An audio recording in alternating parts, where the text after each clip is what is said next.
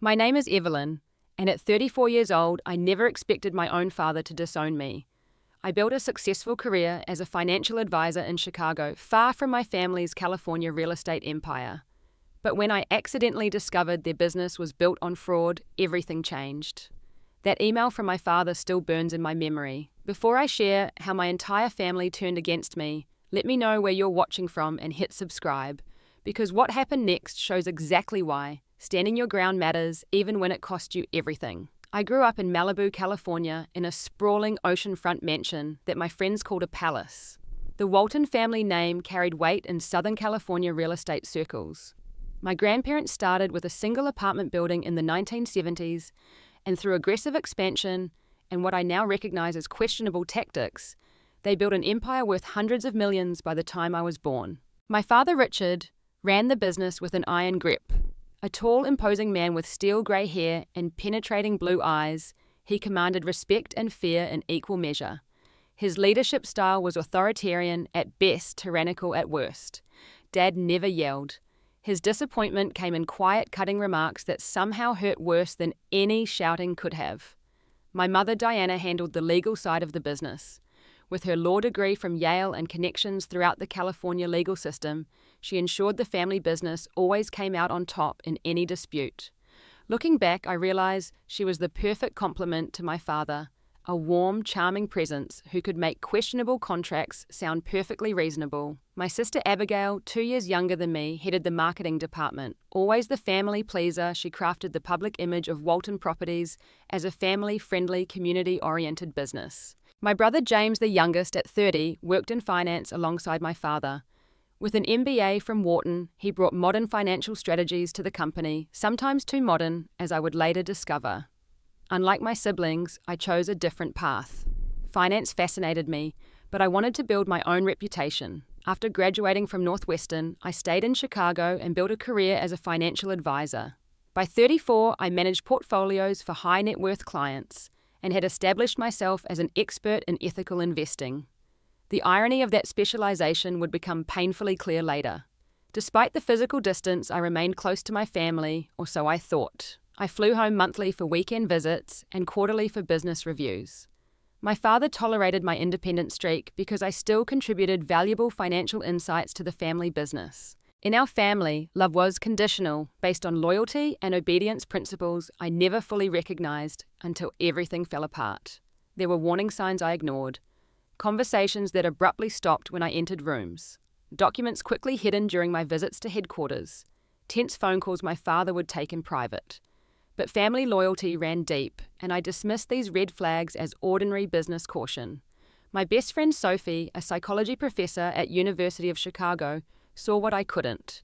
During our weekly wine nights, she would gently probe about my family dynamics. "It sounds like your dad expects complete loyalty without questioning," she once said, after I described a tense family dinner where my brother had been frozen out for disagreeing with a business decision. "That is just how business families operate," I defended. "There is a lot at stake." "But family should come before business, Eve," Sophie countered, "not the other way around." I changed the subject, uncomfortable with her assessment. Sophie never met my family. She was too normal, too straightforward for their world of subtle power plays and strategic relationships. Every friendship and connection in my family had purpose. Everyone was either useful or irrelevant. At family gatherings, conversation inevitably centered on business achievements and social standing. When I shared news about my personal accomplishments in Chicago, helping clients build ethical portfolios, or speaking at finance conferences, my father would nod politely before steering the conversation back to Walton Properties. "That is nice, Evelyn," he would say, "but let me tell you about the new development we are breaking ground on next month." Family wealth came with unspoken obligations. We attended the right schools, joined the right clubs associated with the right people. Appearances mattered above all else. The Waltons were pillars of the community, generous donors to carefully selected charities and fixtures at high society events. What no one saw was the pressure behind the perfect family image. Holidays were particularly stressful, while other families relaxed and celebrated ours, combined festivities with business discussions. Last Thanksgiving, while other families watched football, we reviewed quarterly performance metrics over pumpkin pie. My mother took notes for action items while my father critiqued each department's performance. Abigail, the social media engagement numbers are down 15%, he noted coldly. Fix it before Christmas. My sister nodded, holiday joy instantly replaced by anxiety. James received similar criticism about investment returns, while I sat quietly grateful to be exempt from direct management, but increasingly uncomfortable with the family dynamic. That Thanksgiving was also when I first heard mention of the Westlake Properties acquisition, a deal that would later prove central to the family's unethical practices. I noticed my mother and father exchanging concerned glances when James mentioned potential regulatory hurdles. "We have that covered," my father said in a tone that ended all discussion. "Diana has spoken with Judge Williams about the zoning issues." The comment raised my eyebrows, but I stayed silent. Judge Williams had recently ruled on several land use cases in ways that seemed to consistently benefit Walton Properties. The implication of improper influence was clear, but I pushed the thought away. Surely my mother would never cross ethical lines that severely. I returned to Chicago after the holiday with a nagging sense of unease, but buried myself in work. My own client base was growing, and I took pride in building investment portfolios that reflected both strong returns and ethical considerations. The contrast between my approach and my family's single-minded focus on profit hadn't fully registered yet, but the seeds of doubt were planted. The discovery happened during a routine quarterly visit in April. Spring in California brought perfect weather, and the family estate gardens bloomed with carefully maintained roses and jasmine. Everything appeared picture-perfect as always. I arrived Thursday evening for the Friday business review, settling into my old bedroom that remained preserved exactly as I left it for college. The shelves still displayed debate team trophies and economics textbooks from high school, a shrine to the daughter who once perfectly fit the family mold. Friday morning began with breakfast on the terrace, overlooking the Pacific. My father reviewed the agenda, while my mother added comments about key stakeholders attending the afternoon sessions. James tapped away at his tablet, finalizing his financial presentation, while Abigail discussed a new branding initiative. The scene was so normal, so routine, that what happened next seems even more surreal in retrospect. After breakfast, I offered to help James prepare the financial slides. My brother and I had always shared an interest in numbers, and despite choosing different paths, we spoke the same language of spreadsheets and projections. "I need to grab some files from Dad's office system," James said. "The quarterly reports are in his secured folder." We walked to my father's immaculate office, all glass and chrome, with views of the ocean. James logged into the system with my father's credentials, something I raised an eyebrow at, but he dismissed my concern. "Dad trusts me with everything now," he said with a hint of superiority. "I am next in line after all." James stepped away to take a call, leaving me at the computer. I navigated to the quarterly reports folder, but misclicked and opened a neighboring directory labeled Westlake Acquisition Special. What I saw froze me in place. The folder contained documents clearly showing systematic fraud in the Westlake Properties acquisition. There were dual sets of contracts, one for official submission and another containing the actual terms. Property valuations were manipulated to show losses on paper, while internal documents celebrated massive gains. There were emails between my father and mother discussing how to pressure appraisers to undervalue properties they were acquiring. Most disturbing were the files detailing how they had deliberately misled elderly property owners about market values, pressuring them to sell at fractions of their property's worth. One document included photos of an elderly couple with notes about using their medical debt as leverage to force a quick sale. I felt physically ill. This wasn't aggressive business, this was criminal fraud and elder abuse. When James returned, he found me staring at the screen, colour drained from my face. "What are you looking at?" he asked sharply, then seeing the open folder cursed under his breath. "You weren't supposed to see that." "James, these documents," I began, my voice barely a whisper. "This is fraud. This is illegal." My brother closed the folder and logged out of the system, his movements precise and controlled. He turned to me, his expression not guilty but annoyed, as if I'd committed the transgression. "It is just business, Evelyn. Everyone does it." "No, everyone does not commit fraud or take advantage of elderly people," I countered, finding my voice.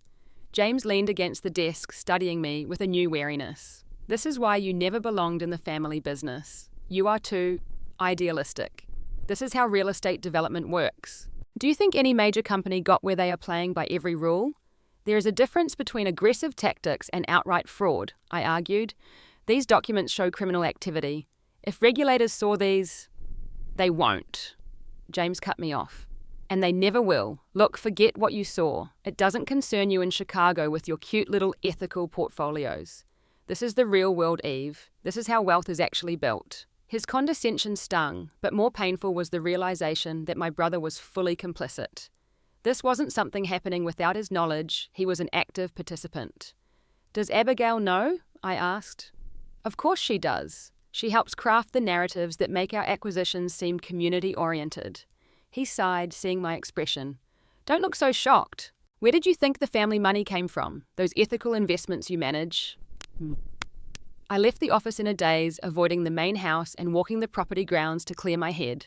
The manicured gardens suddenly seemed like another facade hiding ugly truths. Every luxury around me now felt tainted. I needed guidance, but couldn't talk to anyone in my family.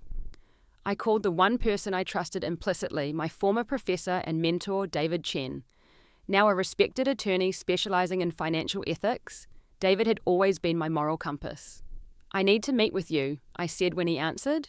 It's urgent and confidential. David agreed to a video call that evening. In my guest house on the family property, with doors locked and water running in the bathroom to mask our conversation, I explained what I'd discovered. These aren't minor infractions, David said gravely after I detailed the documents. Based on what you're describing, there's potential wire fraud, tax evasion, elder abuse, and securities violations. The question is, what do you want to do with this information? I don't know, I admitted. These are my family, but what they're doing is wrong. You have options, David explained. You could confront them privately and insist they correct course. You could report what you know to authorities, or you could walk away and pretend you never saw anything. I can't just ignore it, I said. I didn't think you would, David replied with a sad smile, but I needed you to hear all options. If you decide to take action, you need to understand the likely consequences. Your family will not thank you for this, Evelyn. They will see it as the ultimate betrayal. What should I do next? If you're considering confronting them, gather more evidence first. Understand the full scope of what's happening.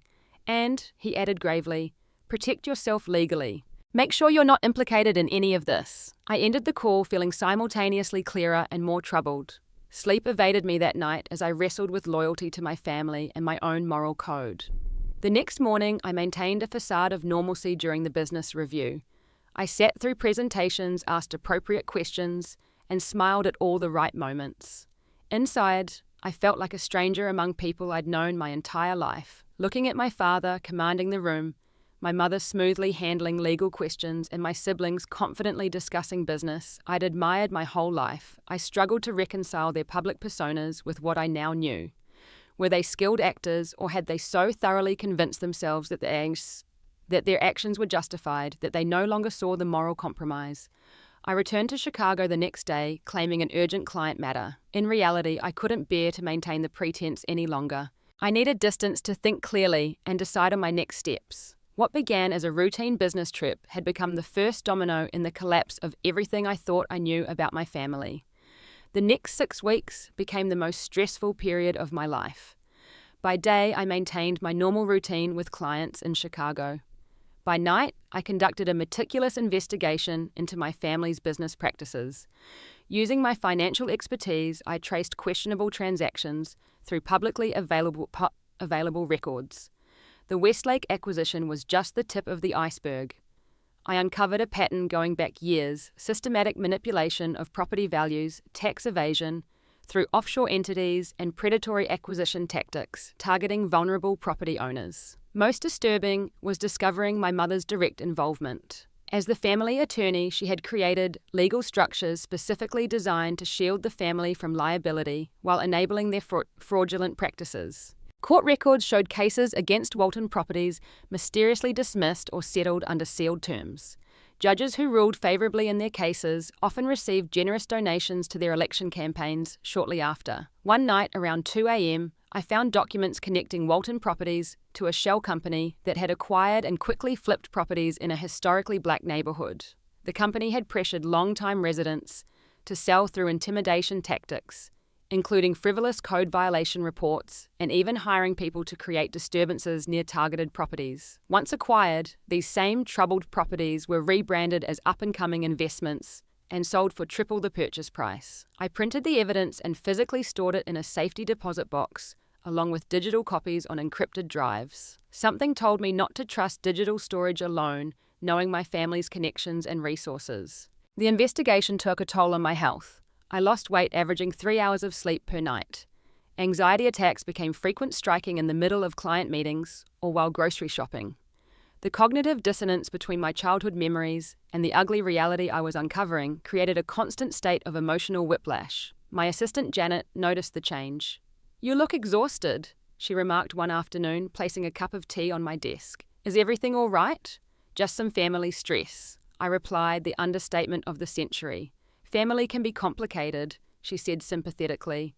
"Don't forget to take care of yourself." Self-care had fallen to the bottom of my priority list. Some nights I forgot to eat, entirely falling asleep at my desk while reviewing property records or court documents. Other nights, anxiety kept me wide awake, running through scenarios of confronting my family or turning evidence over to authorities. Neither option promised anything but pain. Sophie became my lifeline during this period. Without revealing specifics that might legally implicate her, I shared enough for her to understand the magnitude of my situation. "Your family has always defined your sense of self, even from a distance," she observed during one of our late-night conversations. "Discovering they're not who you thought they were is like losing your identity." "I keep hoping there's some explanation," I admitted. "Some reason that would make all of this understandable." "From what you've told me, the reason is simple," Sophie said gently. "Greed and power corrupt. They've convinced themselves the rules don't apply to them." "But they're not bad people," I protested weakly. "My father donated millions to children's hospitals. Mum serves on charitable boards. People aren't cartoon villains, Eve. The worst actions are often committed by people who otherwise do good things. It doesn't erase the harm they cause." Her words stayed with me. If I'd learned anything in my career advising wealthy clients, it was that money didn't change people. It simply amplified who they already were. Perhaps my family's wealth had just revealed character flaws that would have remained dormant in different circumstances. During this investigation period, I also grew closer to Mark Stevens, a fellow financial advisor I'd been casually dating. Unlike my family's world of calculated connections, Mark was refreshingly genuine. When I began pulling away due to my preoccupation with the family crisis, he responded with patience rather than pressure. "Whatever you're going through, I'm here," he said simply after I cancelled our third date in a row. No expectations. His support became another anchor during the storm. While I couldn't share specifics, his presence offered welcome distraction from the increasingly dark path my investigation was taking. As weeks passed, the evidence mounted. What had started as suspicion about one transaction had revealed a decades-long pattern of fraud. My grandparents' real estate empire, which I'd been taught to revere as a testament to American entrepreneurship, was built on exploitation and deceit. Memories from childhood took on new, sinister meanings. The Christmas when a competing developer lost everything in a suspicious zoning battle. The summer a historical neighborhood was suddenly rezoned for luxury developments after residents reported intimidation.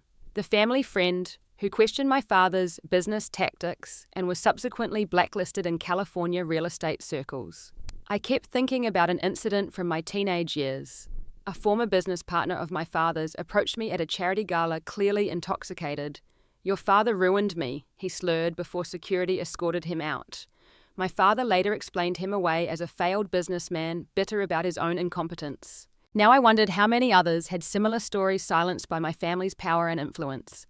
As the annual family retreat at Lake Tahoe approached, I knew I had a decision to make. I could continue my investigation from afar, potentially turn evidence over to authorities, or confront my family directly. After a sleepless night and a long conversation with David, I decided on the third option.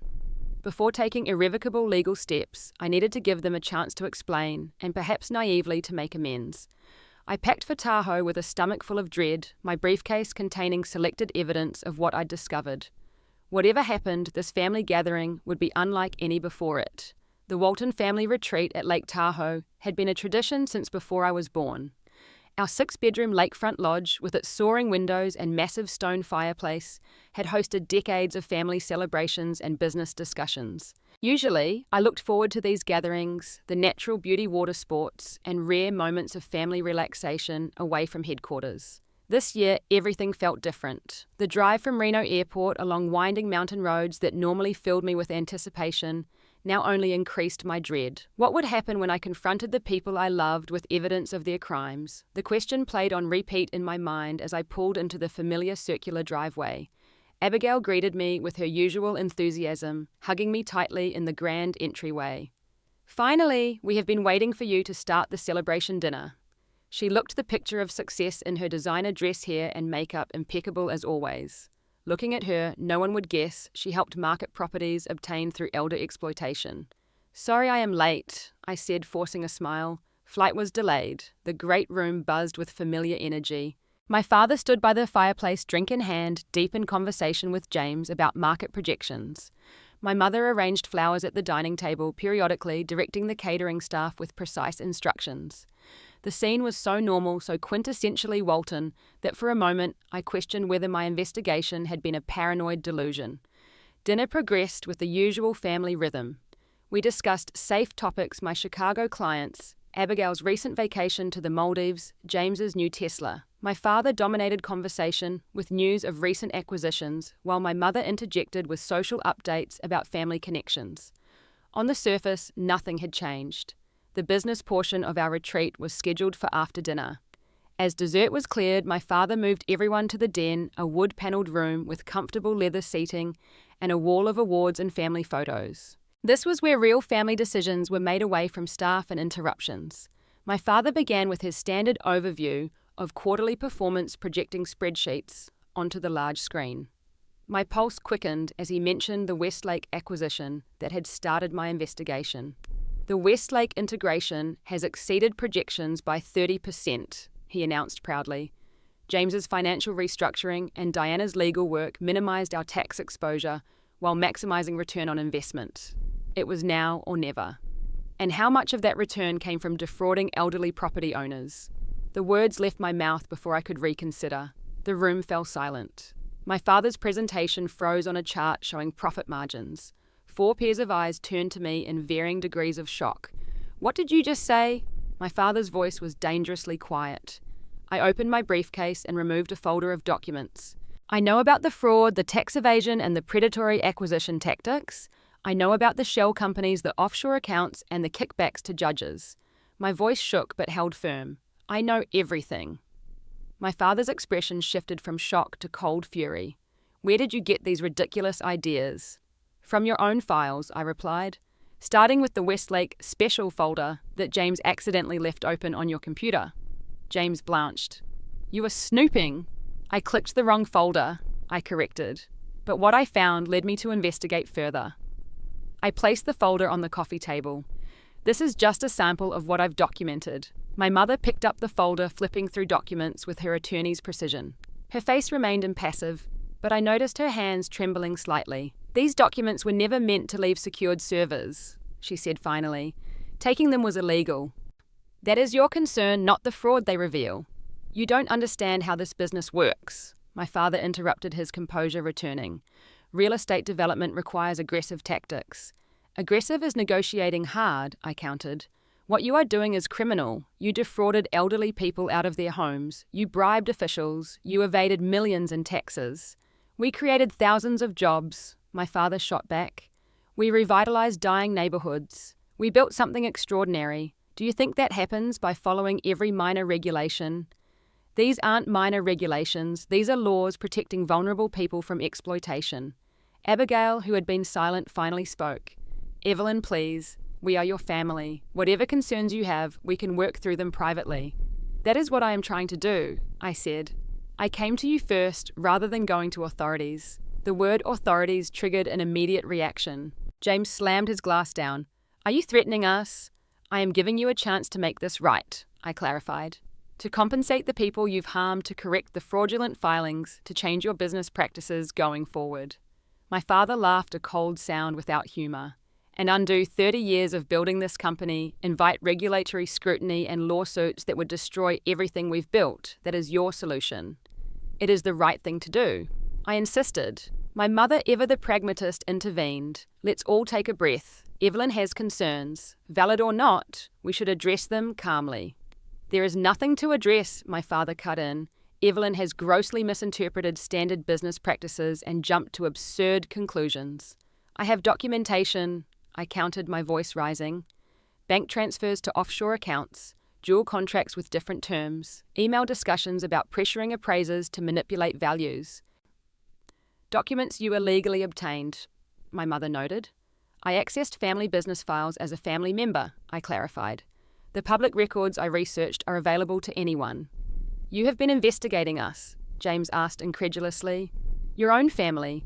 I couldn't believe what I found initially, I admitted. I needed to understand how deep it went. So you have been playing detective for weeks while pretending everything was normal. Abigail sounded hurt, as if I had betrayed her personally, coming to family events acting like nothing was wrong. I needed to be certain before raising accusations this serious. My father paced the room, his controlled anger more frightening than any outburst. After everything we've given you, the education we paid for, the connections we provided, the life of privilege you've enjoyed, this is how you repay us with accusations and threats. This isn't about repayment, I tried to explain. This is about doing what's right. Right, he spat the word. Who are you to judge what's right? You built your career on our name, our money, our influence. Your precious ethical investing firm exists because of our support. The accusation stung because it held a grain of truth. My family connections had opened doors particularly early in my career. I have built my own reputation. I defended. My clients come to me for my expertise. Expertise funded by family money, James interjected. Don't pretend your hands are clean, Eve. You have benefited from this business your entire life. Which is why I have a responsibility to address this, I countered. I can't change the past, but I can try to correct course now. My mother, always the mediator, tried a different approach. Evelyn, I understand you have concerns about certain business practices. Perhaps there are aspects that could be reviewed. But the way you're approaching this is destructive, not constructive. Listen, I tried subtle questions for years, I reminded her. They were always deflected. Because business details weren't your concern, my father interjected. You chose to leave the family business. You don't get to play prodigal daughter and then return to pass judgment. The conversation devolved further with accusations flying from both sides. James revealed he'd noticed my investigation weeks ago when I accessed certain records remotely. He'd been watching my digital footprint, but hadn't alerted our parents, hoping I would come to my senses. Abigail fluctuated between tearful pleas for family unity and angry accusations about my disloyalty. My mother maintained her calm exterior while skillfully attempting to minimize the legal implications of what I'd discovered. And my father grew increasingly cold and distant, his disappointment palpable. After 2 hours of circular arguments and escalating tensions, my father delivered his ultimatum. Standing before the fireplace backlit by flames in a scene that seemed too symbolically perfect, he addressed me directly. You have a choice to make, Evelyn. Either you're with this family or you're against us. There is no middle ground. Being with this family shouldn't require participating in fraud, I countered. Being with this family requires loyalty, he corrected. It requires understanding that we make difficult decisions for the greater good of everyone connected to Walton Properties. The greater good doesn't justify harming vulnerable people, I insisted. He stared at me for a long moment, his expression hardening. Then you've made your choice. I think it's best you leave tonight. Richard, my mother interjected. It's late. The mountain roads. Now, he repeated firmly. If Evelyn can't support this family, she doesn't belong under this roof. I looked around the room, searching for any ally, but found none. James wouldn't meet my eyes. Abigail stared at the floor. My mother looked conflicted, but remained silent. I'll pack my things, I said quietly. In my bedroom, I quickly gathered essentials, tears finally breaking through my composed facade. This room, with its lakefront view and memories from decades of family vacations, had always been a sanctuary. Now it felt like a museum to a family that perhaps never truly existed as I had imagined. No one came to say goodbye as I loaded my car. The Grand Lodge windows, glowing warmly in the mountain darkness, looked exactly the same as it had hours before. But everything had changed. As I drove down the winding road toward town, heavy raindrops began hitting my windshield, mirroring the tears streaming down my face. I checked into a small hotel in South Lake Tahoe, collapsing onto the bed in emotional exhaustion. I had given my family the chance to choose integrity over profit. They had made their decision, now I had to make mine. The next morning, I awoke to my phone buzzing with a new email notification. Bleary-eyed from a night of fitful sleep, I reached for the device, expecting a client message or news alert. Instead, I saw my father's name in the sender field, the subject line ominously blank. His message was brief and devastating. "You're not one of us anymore. Don't show your face here again." The finality of those words hit me like a physical blow. In 11 words, my father had severed 34 years of family bonds. No discussion, no opportunity for reconciliation, just excommunication. I sat on the edge of the hotel bed, still in yesterday's clothes, staring at the phone as tears blurred my vision.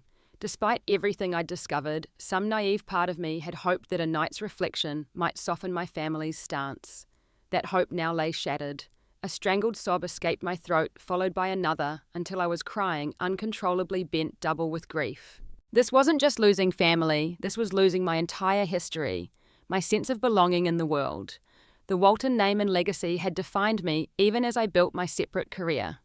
Now that foundation was gone, blown away by my refusal to ignore corruption. The emotional breakdown lasted nearly an hour before I could regain enough composure to think clearly. Sitting in the hotel bathroom, splashing cold water on my swollen face, I caught my reflection in the mirror. The woman staring back looked broken, but something in her eyes reflected a strength I hadn't recognized before. They made their choice, I told my reflection. Now I make mine. My phone rang. The Walton family lawyer, Arnold Fitzgerald, who had handled family legal matters for 20 years. "Evelyn," he began without preamble, "I've been instructed to inform you that any disclosure of confidential family business information to third parties will result in immediate legal action against you. No greeting. No acknowledgement of the family crisis. Just threats. Is that all, Arnold?" I asked, my voice steadier than I expected. "I've also been asked to remind you that your obligations under various non-disclosure agreements remain in effect despite any family disagreements." "I understand the legal implications," I replied. "Is there anything else?" His tone softened slightly. "Off the record, Evelyn, I've known you since you were a child. Don't do anything rash that can't be undone. Families have disagreements. Give it time." "This isn't a disagreement about holiday plans," I said. "This is about systematic fraud. That's a serious accusation without foundation." He reverted to lawyer mode, one that could be considered defamatory. "Goodbye, Arnold." I ended the call and immediately contacted Sophie. Within hours, she had booked a flight to Reno and a rental car to meet me. While waiting for her arrival, I began making lists in a hotel notepad, organizing my thoughts about necessary next steps. Legal separation from family assets topped the list. I needed to protect myself from any liability associated with their fraudulent practices, which meant formally withdrawing from trust's shared business interests and joint property holdings. The irony wasn't lost on me. While growing up, these entanglements had represented security and belonging. Now they were liabilities, chains binding me to potential criminal exposure. When Sophie arrived that evening, she found me surrounded by legal notes and financial documents. "Oh, Eve," she said, embracing me. Her simple presence unleashed another wave of emotion I hadn't realized I was still holding back. "They chose the business over me," I managed between sobs. "Over doing the right thing.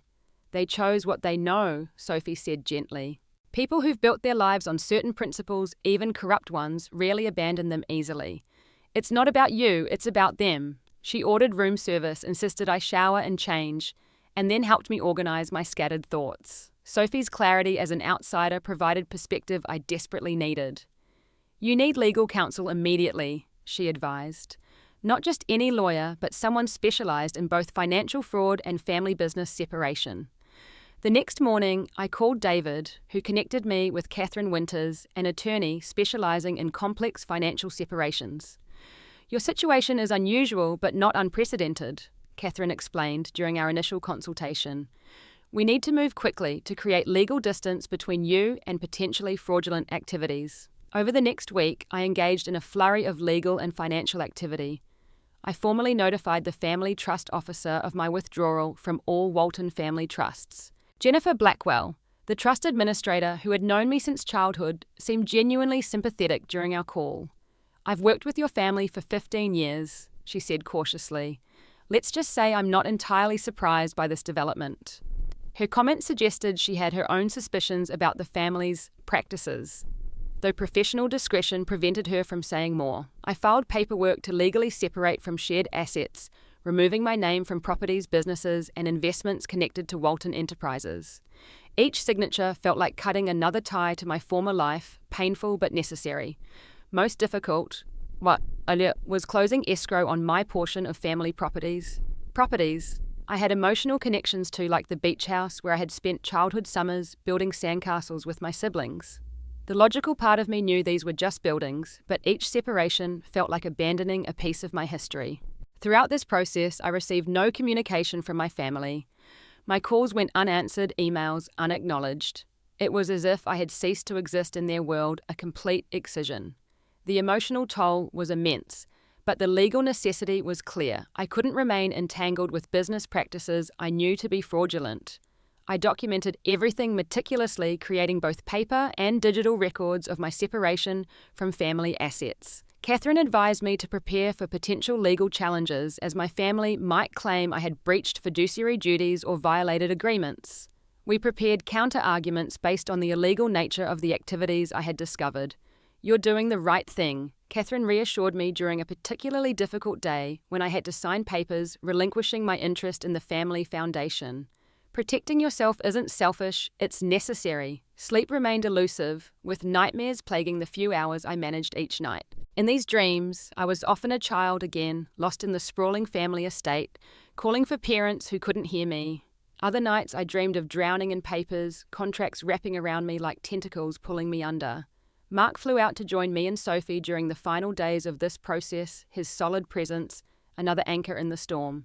He asked no questions about details I couldn't share, instead offering practical support, preparing meals when I forgot to eat, ensuring I took breaks from the constant paperwork and legal calls. "Whatever you're going through," he said one evening as we watched the sunset from my hotel balcony, "you don't have to face it alone." His words touched something deep inside me. The Walton family ethos had always emphasized self-reliance and privacy, keeping problems in the family. The genuine support from people who had no obligation to stand by me felt foreign but healing. As the legal separation neared completion, I began planning my return to Chicago and my financial advisory practice. I would need to rebuild my life without the Walton name and connections, a prospect both terrifying and strangely liberating. The night before my scheduled departure from Lake Tahoe, I received an unexpected text from Jennifer, the trust officer. "You might want to delay your return to Chicago. The separation documents are causing quite a stir. Your father is furious."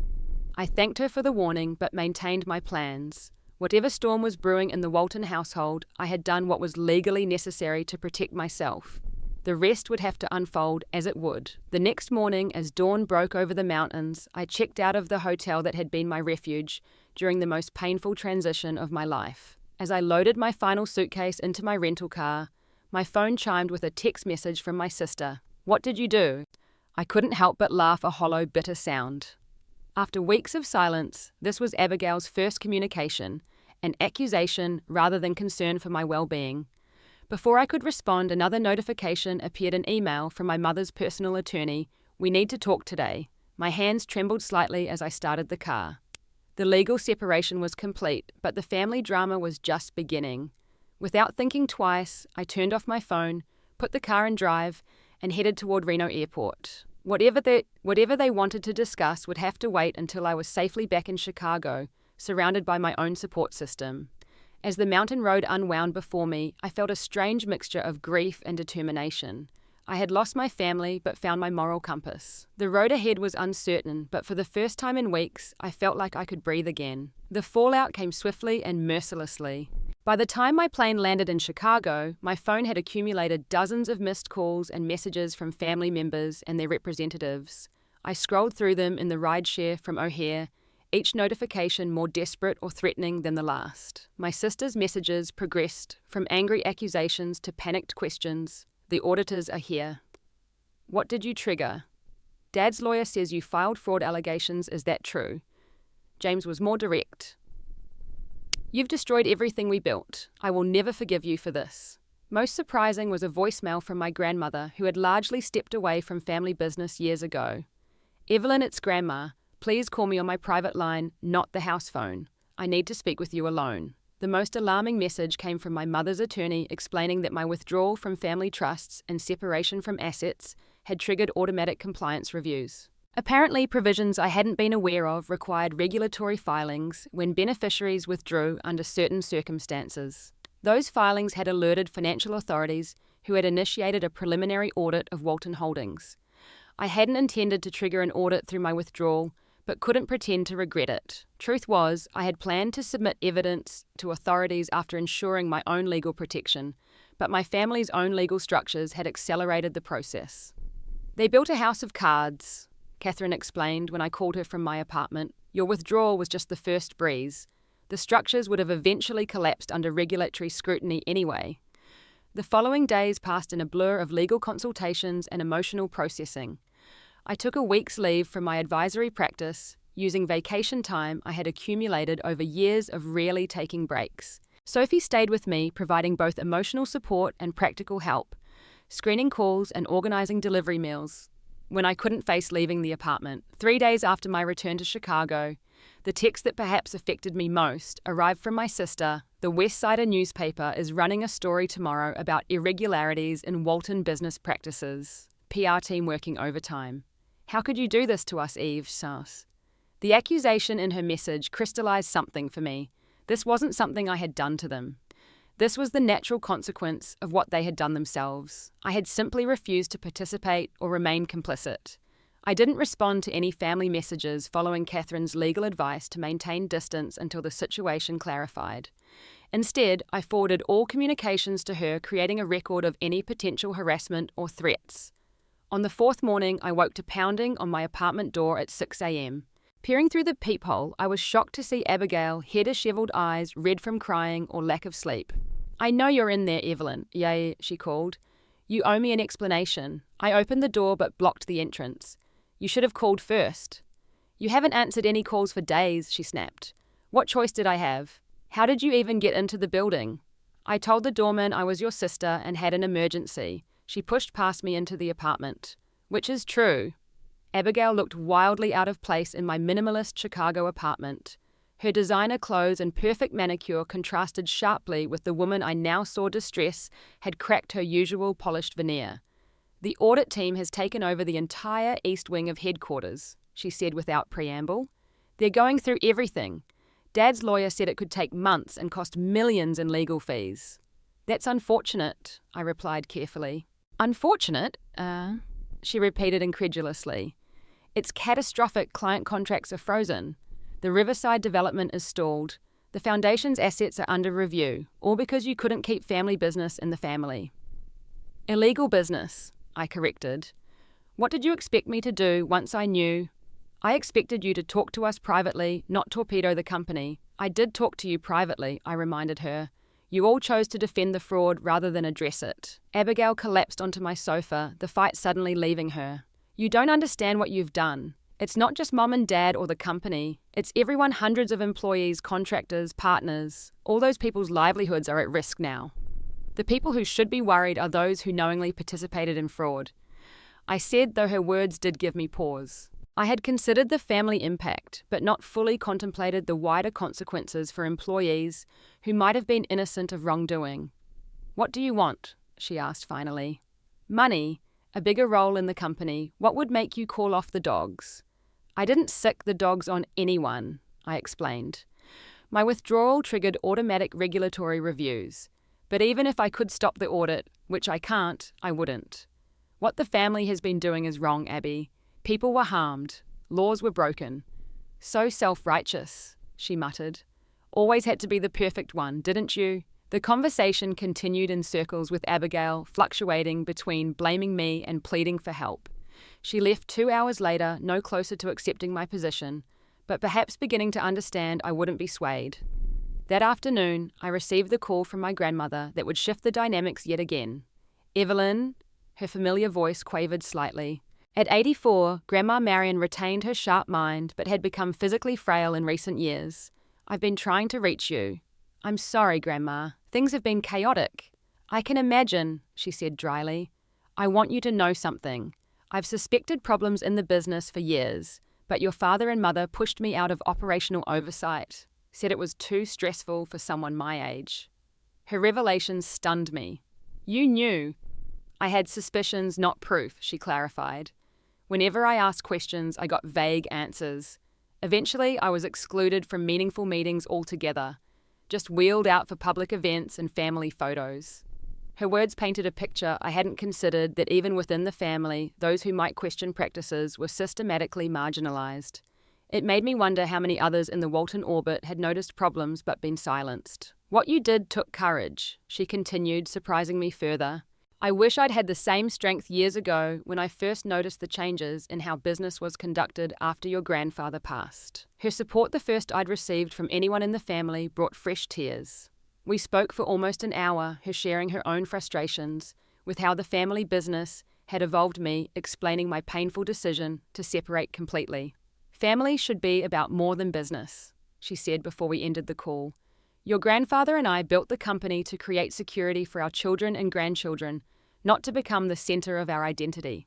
Somewhere, that purpose got lost. Her words stayed with me, providing comfort during what came next, a formal request from my mother's attorney to meet and discuss mitigation strategies. On Catherine's advice, I agreed to the meeting, but insisted it take place at her law offices, with both our legal representation present. The day arrived with a sense of surreal formality. I would be negotiating with my own family through lawyers, as if we were corporate adversaries, rather than people who had shared holidays and celebrations for decades. My mother's attorney, flanked by two associates, presented a proposal if I would sign an affidavit stating I had misunderstood the business documents and withdrawn from family assets due to personal disagreements rather than ethical concerns. They would ensure I received favorable consideration in future family financial matters. In other words, they wanted me to lie to help them cover their tracks in exchange for money. Catherine responded before I could, her voice professionally measured but firm. Ms. Walton has documented evidence of fraudulent business practices. She has already provided statements to regulatory authorities outlining her concerns. This proposal amounts to asking her to commit perjury. These are complex business matters that can be interpreted different ways, the family attorney countered smoothly. We're simply offering a path to reconciliation that benefits everyone. By asking me to lie, I interjected. By asking you to consider the broader implications of your actions, he corrected. The audit is already affecting charitable foundations, employment, and community projects. It was the same emotional leverage Abigail had attempted, a strategy of making me feel responsible for the fallout of exposing wrongdoing, rather than holding the wrongdoers accountable. This time it only strengthened my resolve. I'm not signing anything that misrepresents the truth, I stated firmly. If the family wants reconciliation, it starts with accountability, not cover-ups. The meeting ended shortly thereafter with thinly veiled threats about the consequences of my uncooperative attitude. As predicted, those consequences began manifesting immediately. Friends connected to my family's social circle stopped returning calls. Business associates with ties to Walton properties became suddenly unavailable. Even my favorite restaurant, where the owner had a financing relationship with my family's bank, mysteriously couldn't find my reservations. The isolation strategy might have worked had I still been the person who left for college, desperate for family approval. But the past weeks had transformed me. Each cut tie felt less like punishment and more like clarification of who truly belonged in my life. More concerning were the escalating threats. My apartment building reported someone attempting to access my unit while I was at work. My email accounts showed multiple recovery attempts. A journalist contacted me about anonymous tips regarding fabricated personal scandals. After consulting with Catherine and David, I temporarily moved in with Sophie, whose address had no connection to my family. I hired security specialists to audit my digital presence and protect my accounts. For the first time, I truly understood the extent of my family's influence and their willingness to use it vindictively. Yet amid this dark period came unexpected light. Former business partners of my family, people who had been cheated or marginalized over the years, began reaching out after news of the audit became public. Their stories confirmed the pattern I had uncovered and provided additional evidence for investigators. One elderly couple, the Hendersons, had lost their retirement property to Walton tactics. They sent a handwritten letter that particularly moved me. We prayed for justice for years. Thank you for having the courage your family couldn't silence. Their words reminded me that beyond the personal pain and family drama, real people had been harmed. My actions, however difficult, were necessary not just for my own integrity, but for accountability to those who had no voice against my family's power. As spring turned to summer, the legal processes ground forward. The initial audit expanded into a full investigation.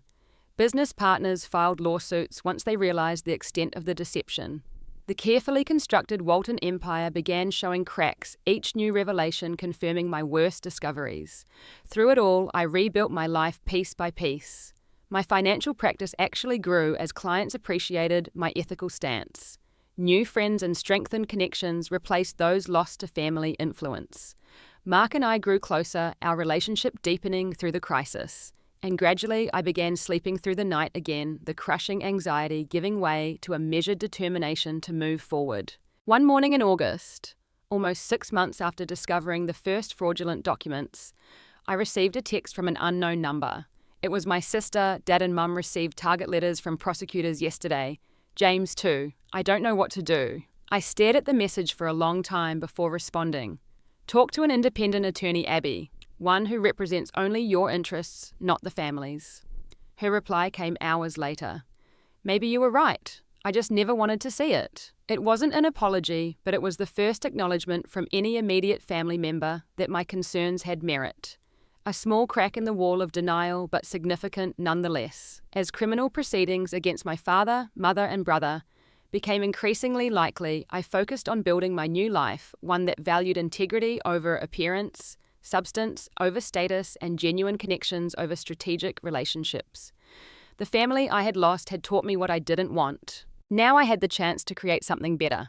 6 months after confronting my family at Lake Tahoe, I stood in the lobby of a downtown Chicago high-rise, watching as workers installed the signage for my new venture, Integrity Financial Advisors. The name wasn't subtle, but it reflected the core principle I wanted to build around. The journey to this moment had been arduous. After separating from my family, I initially tried maintaining my existing financial practice, but the Walton shadow made it difficult. Some clients stayed loyal, but others worried about associating with a family name, increasingly linked to fraud investigations. Rather than fight the association, I decided to create something new, something explicitly built around ethical principles. I withdrew my remaining savings, secured modest investment from supporters who valued my stance against corruption, and launched a boutique advisory firm specializing in transparent, ethical financial management. It looks perfect, Sophie said, standing beside me as the final letter was secured. Not perfect, I corrected, but honest. That is enough. My team consisted of just 4 people, including Jennifer, the former trust officer, who had quietly supported me during the family separation. After providing key documentation to investigators about questionable Walton transactions, she found herself unemployable in circles connected to my family. When I offered her a position handling compliance for my new firm, she accepted immediately. Your family created a lot of fear in the industry, she explained during her interview.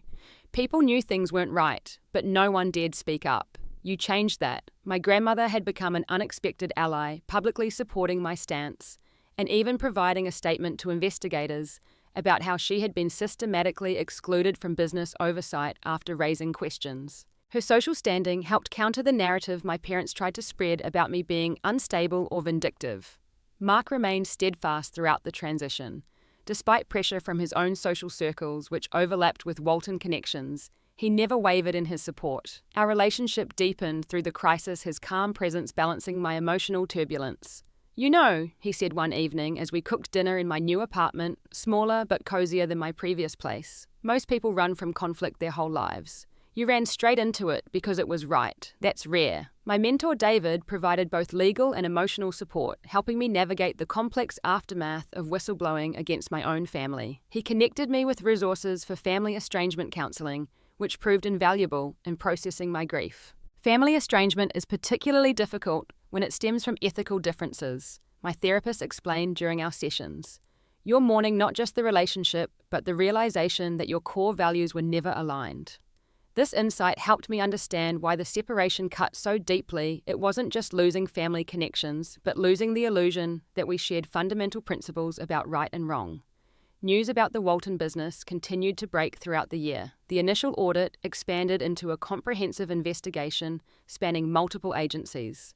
By autumn, indictments seemed imminent. Business partners and competitors who had been harmed by Walton tactics emerged with their own lawsuits, creating a cascade of legal challenges to the once untouchable empire. My father and mother faced potential criminal charges for fraud, tax evasion, and conspiracy. James, as chief financial officer, was equally implicated. Abigail, whose role had been primarily in marketing, faced less severe legal exposure, but remained entangled in the family's mounting legal problems. I maintained my distance from the criminal proceedings, providing documentation when required, but otherwise focusing on rebuilding my life. The prosecutors had ample evidence without my testimony, though I remained willing to testify if necessary. Surprisingly, my relationship with Abigail began showing signs of possible reconciliation. After her initial anger, she gradually came to recognize the reality of what our family had done. Our communication started with brief practical texts and progressed to occasional phone calls. I always thought business was just naturally cutthroat, she admitted during one call. I never questioned whether what we were doing crossed legal lines because everyone around me acted like it was normal. That is how ethical drift works, I explained. Small compromises that gradually normalize worse behavior. I don't know who I am without the family identity, she confessed. At least you always had your separate career. Her vulnerability touched me. Despite everything, she was still my sister, the girl who had shared my childhood, who knew my history in ways no one else could. While I couldn't forget her initial reaction to my whistleblowing, I recognized her own journey toward awareness was valid. James, however, remained hostile. As criminal charges appeared increasingly likely, his messages became more threatening, blaming me for destroying the family legacy. On Catherine's advice, I documented these communications but didn't engage. My grandmother provided unexpected joy during this period. Freed from my parents' controlling influence, she moved to a luxury senior community where she thrived, rekindling old friendships and interests. During my monthly visits, she shared family stories. I'd never heard stories that helped me understand how the business had transformed from my grandfather's legitimate operation into something corrupt. Your grandfather wasn't perfect, she explained over tea one afternoon, but he believed in fair dealing. After he died, your father took the business in a different direction. I saw it happening but couldn't stop it. These conversations helped heal some of my grief, connecting me to a family legacy that wasn't entirely tainted. Perhaps the corruption had been a deviation, not the foundation. As the 1-year anniversary of my discovery approached, I organized a small celebration at my new office, a recognition of surviving the most difficult year of my life and building something positive from the wreckage. The gathering included my core support system, Sophie, Mark, David, Jennifer, and a handful of others who had stood by me when it mattered most. We toasted not just survival, but transformation, to integrity. David proposed raising his glass and the courage to choose it when it costs everything. Not everything, I corrected, looking around at the faces of my chosen family. Just what wasn't worth keeping. That evening, after everyone had gone, I sat alone in my office, watching the Chicago skyline sparkle as darkness fell. My phone chimed with a new message from Abigail. The prosecutors offered a deal today. Dad refused it. Mom's considering separate counsel. Thought you should know. I didn't respond immediately, letting the information settle. My family was facing the consequences of their actions as difficult as that was to witness. I had done what was necessary not out of vengeance but out of commitment to truth. The journey had cost me my birth family, but given me something more valuable, a life aligned with my values, relationships based on authenticity rather than obligation, and the knowledge that when tested I had chosen integrity over comfort. My thoughts drifted to the Hendersons and other victims of my family's practices. Some had received restitution through civil suits. Others were still fighting for recognition of the harms they'd suffered. Their struggles reminded me why the painful choice to speak up had been necessary. As I prepared to leave the office, I paused at the framed quote I'd hung when we opened the space words that had guided me through the darkest moments of the past year. The truth costs what it costs. The lie costs everything. The price of truth had been steep, but the cost of silence would have been my soul. In choosing the harder path, I had found a strength I never knew I possessed, and built a life that, while different than I had once imagined, felt authentically mine for the first time.